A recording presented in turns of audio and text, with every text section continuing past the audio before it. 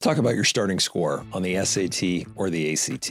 It doesn't mean anything in and of itself. If you come in with a 17 on the ACT or an 800 on the SAT, it's not a measurement of your intelligence. If you come in with a 34 on the ACT or a 1500 on the SAT, it is not a measure of your intelligence.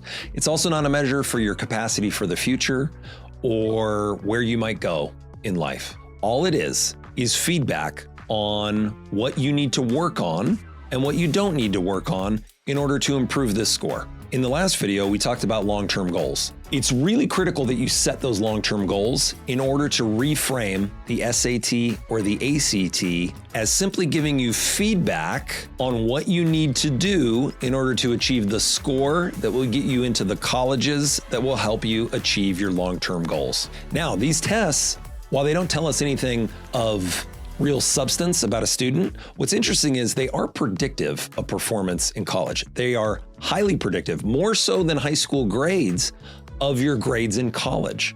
They're also predictive of graduation rates from college, job placement after college, and graduate school placement after college. Now, this is seemingly a paradox. How can they be predictive of all these behaviors in the future, but not tell us anything of substance about a student? Well, here's the answer. These tests reward hard work, grit, and perseverance. If you really put in the time and energy, your scores are going to go up.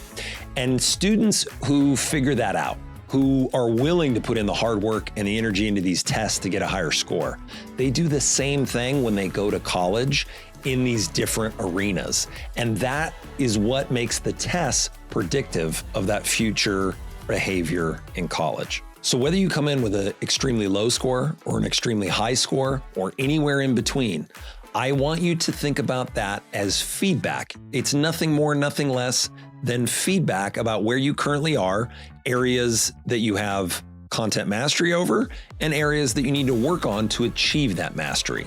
If we start to reframe these standardized tests like that, we're much better able to take the steps necessary to achieve the score you need to reach your long-term goals for the future. And that leads to higher motivation, and that leads to success.